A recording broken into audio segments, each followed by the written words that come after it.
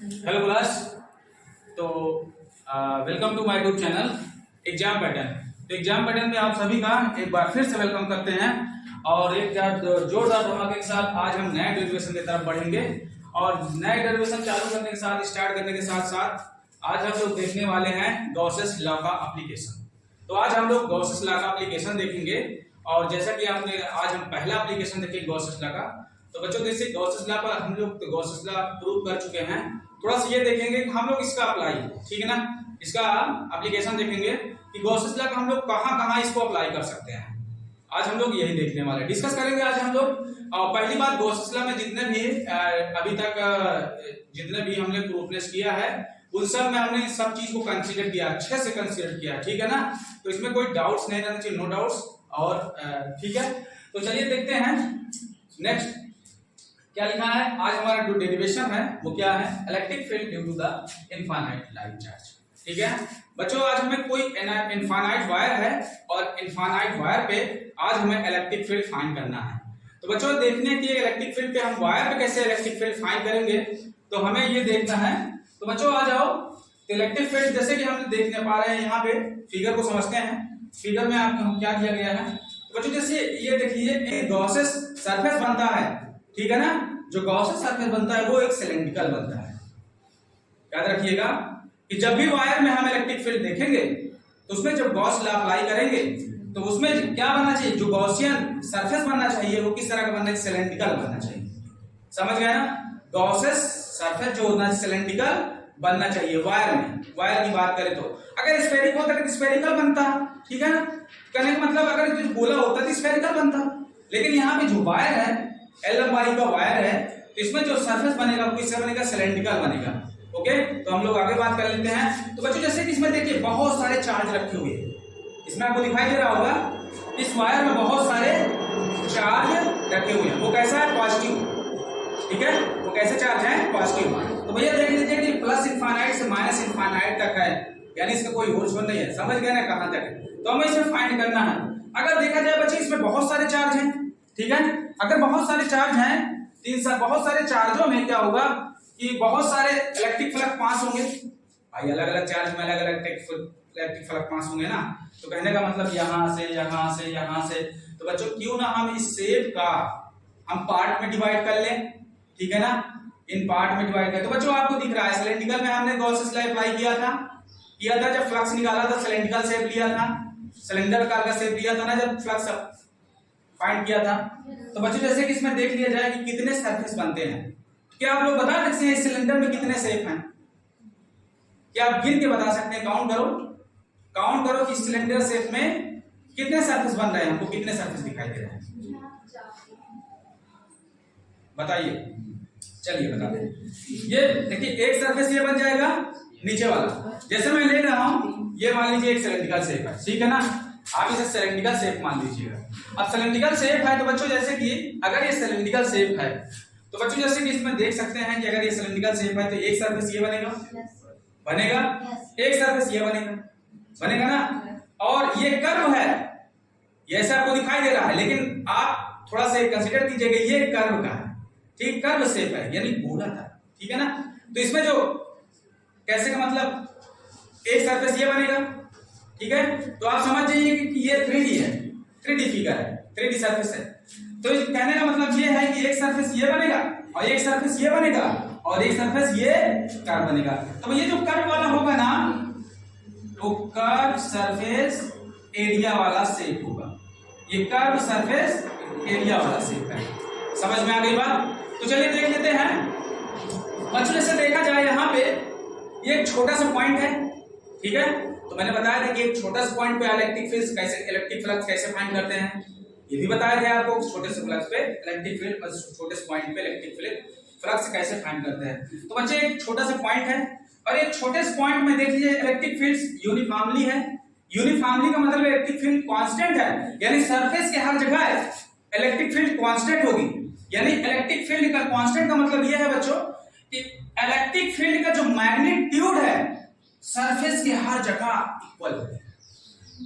समझ गया ना, चाहे इस पे निकालोगे, इस पे निकालोगे, इस पे निकालोगे, यानी अदर पॉइंट पे निकालोगे तो हर एक पॉइंट पे इलेक्ट्रिक फील्ड आपको उतना ही मिलेगा।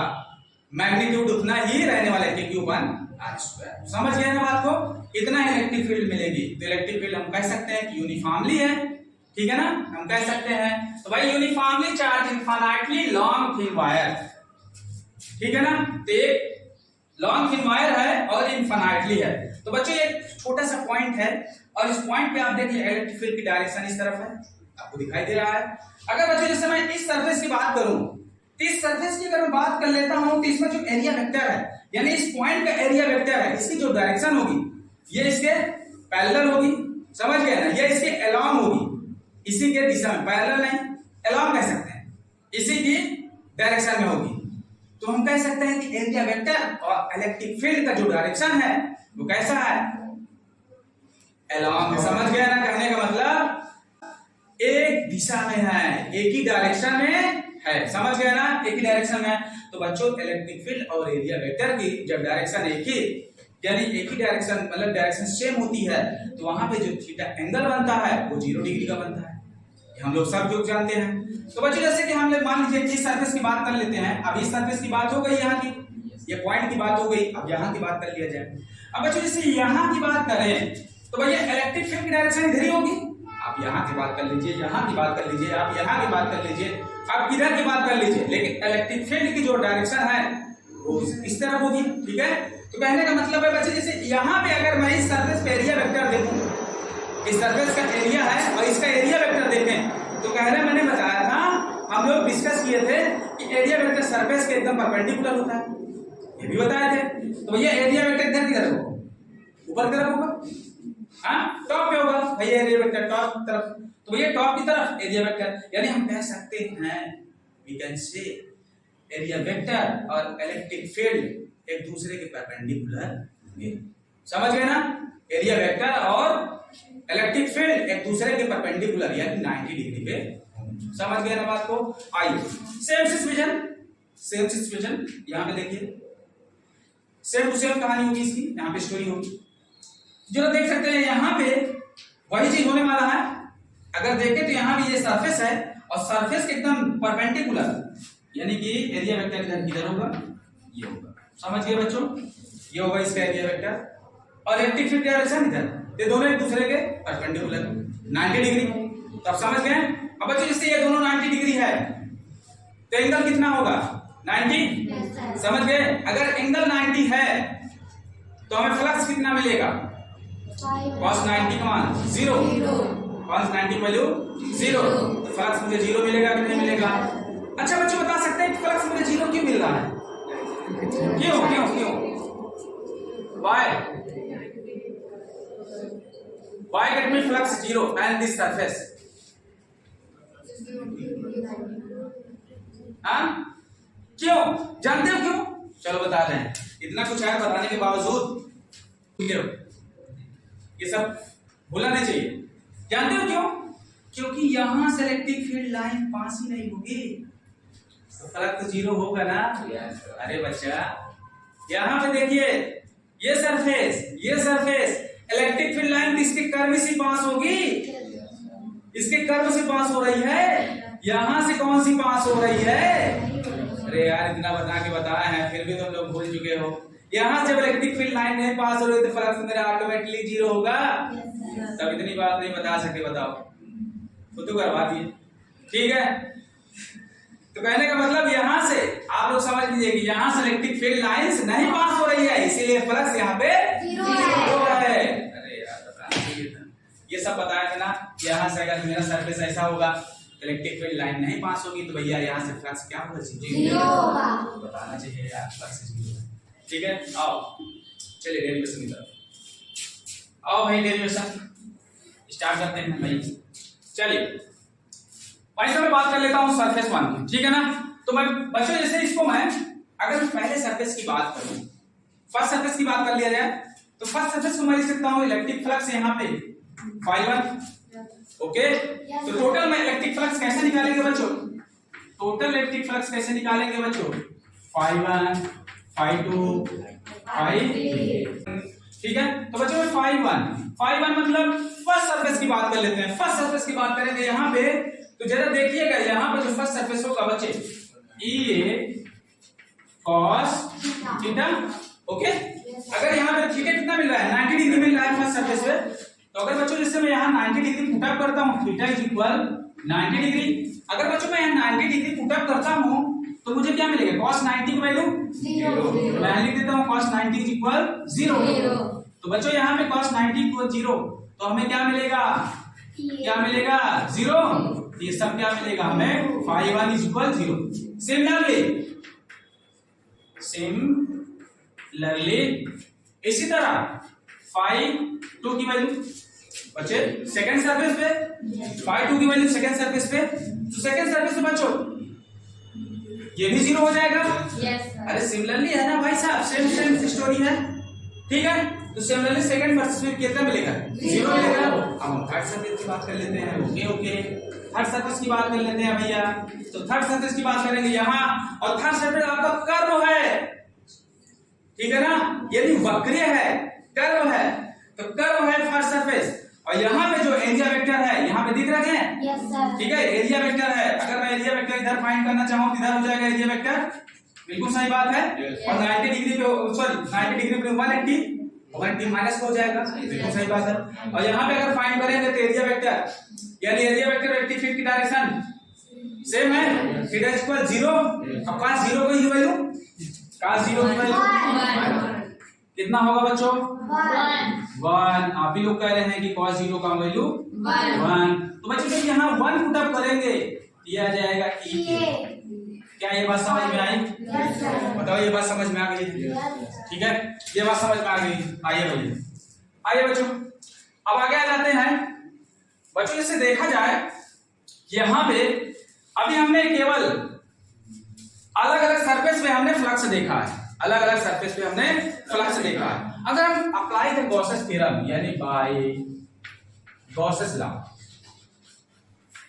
बाय गॉसेस लॉ की बात कर ले बच्चों।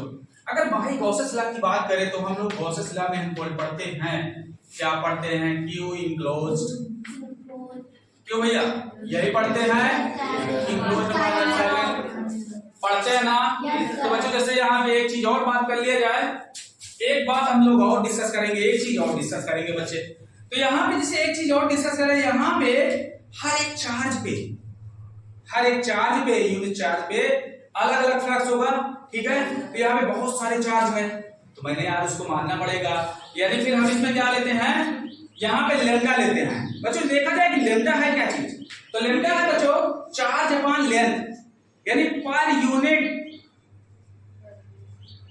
चार्ज, ठीक है ना, पर यूनिट लेंथ पे चार्ज कितना होगा, पर यूनिट लेंथ पे चार्ज। तो हम लोग इसको लेम्डा लेते हैं, ठीक है। तो लेम्डा इज इक्वल हम लोग क्यू इज इक्वल लिख सकते हैं यहाँ पे, जैसे कि लेम्डा इज इक्वल लिखा है क्यू अपॉन एल लिखा जाए। अगर क्यू अपॉन एल लिखेंगे तो यहाँ पे जो क्यू इज इक्वल निकाल सकते हैं, तो लेंथ इधर चला जाएगा लेम्डा के साथ, तो देखिए क्यू इज इक्वल क्या आएगा, लेम्डा एल आएगा। क्या ये बात समझ में आई? Q is equal lambda L. तो अब पुट अप कर देंगे, जहां हमको नेट पड़ेगी वहां पे पुट अप कर देंगे इसको, ठीक है, Q is equal lambda L. तो बच्चे आ जाइए यहाँ पे। अच्छा बच्चों ये बताइए, यहाँ पे एक चीज ये बताइए बच्चों कि यहाँ पे जो टोटल फ्लक्स मिलेगा मुझे, टोटल फ्लक्स ये मिलेगा क्या? मिलेगा ना टोटल फ्लक्स, ये मिलेगा टोटल फ्लक्स। अच्छा बच्चों इसमें बता दीजिए क्या में क्यू ई इंक्लोज सरफेस है, और इंक्लोज सरफेस में जो क्यू का मान यानी क्यू की वैल्यू है Q is equal lambda L put up कर सकते हैं। तो यहाँ पे लिख देंगे लेम्डा एल अपॉन एप्सिलॉन, ये हो जाएगा 5। समझ गए ना, इतना होगा। तो भैया इसको इक्वेशन नंबर 2 बना लो, और इक्वेशन नंबर 1 क्या था यहाँ पे देखिए बच्चों, इसको इक्वेशन नंबर 1 बना दीजिए, कोई बात, ठीक है। अब बच्चों ये देखिए कि हम टोटल शेप पे फ्लक्स निकालना चाहें, ठीक है ना, टोटल शेप पे। तो बच्चों जैसे कि टोटल अगर फ्लक्स हम निकालना चाहें तो हम लोग क्या लिखते हैं फार्मूला, यानी टोटल फ्लक्स। फार्मूला कैसे अप्लाई करते हैं बच्चों, इंटीग्रेशन ई, क्या बच्चों ये बात सही है? बताओ, जब टोटल निकालते हैं यानी छोटा छोटा यार हम कितना निकालेंगे, कितने फ्लक्स निकालेंगे, इसीलिए हम इसको टोटल फ्लक्स बराबर टोटल फ्लक्स इज इक्वल क्या लिखते हैं, फाई ए डी ए। क्या इतनी बात समझ में आ रही है? ठीक है। अब बच्चों देखिए इंटीग्रेशन में हमने ये बताया था, जो वैल्यू कांस्टेंट होती है, जो वैल्यू कांस्टेंट होती है उसको हम इंटीग्रेशन से बाहर कर देते हैं। क्या हमने ये बात बताया, जो वैल्यू कांस्टेंट, तो भैया इलेक्ट्रिक फील्ड का जो मैग्नीट्यूड है वो हर जगह कांस्टेंट है, एक समान है ना भाई, यूनिफॉर्म है। तो कहने का मतलब इसको हम बाहर कर देंगे, आउट कर देंगे। तो भैया ये है हमारा समाकलन यानी इंटीग्रेशन, ठीक है डीए। अब बच्चों आपको ये चीज बताया ही था कि भैया यहाँ पे जो इसका एरिया है, यानी एरिया का हम इंटीग्रेशन करेंगे तो भैया यहाँ पे ए आ जाएगा, डीए का करेंगे इंटीग्रेशन तो ए आ जाएगा, एक्स करेंगे डीएक्स करेंगे तो एक्स आ जाएगा, डीएल करेंगे तो एल आ जाएगा। क्या ये बात समझते हो? तो यहाँ पे हम एरिया लेंगे, और एरिया जैसे वहां स्फीयर था तो स्फीयर का एरिया लिए थे, अब ये सिलेंडर है तो सिलेंडर का एरिया कितना होता है बताइए, सिलेंडर का कर्व सरफेस एरिया कितना होगा? बिल्कुल राइट, बहुत सही। क्या बताया? 2 पाई आर, ये होगा हमारा सिलेंडर का कर्व सरफेस एरिया, ठीक है। तो बच्चों आप समझ जाइए कि सिलेंडर का जो कर्व सरफेस एरिया है वो कितना होता है बच्चों? 2 पाई आर। तो यहाँ एच यानी वायर की लेंथ एल माना है हमने, एल का, ठीक है, एल एज्यूम किया है तो हम एल कंसीडर करेंगे यहाँ पे। 2 पाई आर। क्या बच्चों इतना लिख सकते हैं? बताओ ना लिख सकते हैं? लिख सकते हैं, बिल्कुल सर लिख सकते हैं। तो हम इसको इक्वेशन नंबर 2 मान लें बच्चों, मान लिया जाए 2 है तो हम लिख लेंगे बच्चों, क्या लिखेंगे क्या लिखेंगे, तो यहाँ पे लिख लीजिए फ्रॉम इक्वेशन 1 एंड 2, ठीक है, फ्रॉम इक्वेशन 1 एंड 2। तो बच्चे अच्छा यहाँ देखिए बच्चों, ये भी इलेक्ट्रिक फ्लक्स की इक्वल और ये भी इलेक्ट्रिक फ्लक्स की इक्वल, दोनों है। तो क्या मैं इन दोनों को आपस में इक्वल कर सकता हूँ? या आप वैल्यू पुटअप कर दीजिए ना, ये तो आप वैल्यू पुटअप कर दीजिए, यानी कि जहां Q lambda L upon epsilon not है इसकी जगह पुटअप कर दीजिए, ठीक है। तो ये दोनों एक दूसरे के इक्वल। तो बच्चों आ जाओ यहाँ पे, तो हम लिख देंगे lambda L upon epsilon not E is 2 pi R L. L है ना बच्चों? एल है, तो बिल्कुल सही बात। तो क्या बच्चों एल से कैंसिल हो जाएगा, इक्वल के इधर उधर यानी सेम वैल्यू कैंसिल हो जाती है, तो इक्वल की। अब ई इज इक्वल निकालेंगे बच्चों तो सबको इधर भेज दीजिए, हाँ इक्वल की इस तरफ भेज दीजिए। तो बच्चे ये हो जाएगा, कोई बताएगा मुझे क्या हो जाएगा? लैम्डा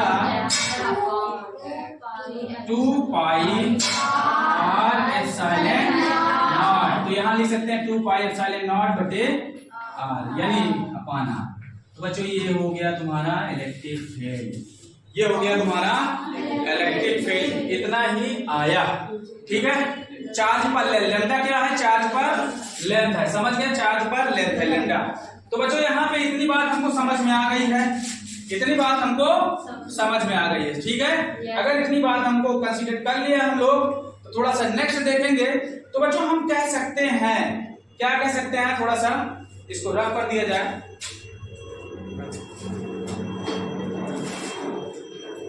इसको हम कंसीडर करेंगे इस तरीके से नेक्स्ट। तो बच्चों थोड़ा सा इसको रफ करके हमारे पास आओ। नेक्स्ट हम क्या देखेंगे बच्चों, हम कह सकते हैं वी से, समझ गए ना। ई क्या है? ई किस पे डिपेंड करता है, यानी इलेक्ट्रिक फील्ड इस तरह से किस पे डिपेंड करता है। तो बच्चों जैसे कि electric field directly inversely proportional, directly नहीं सॉरी, ठीक है, electric field inversely proportional r के।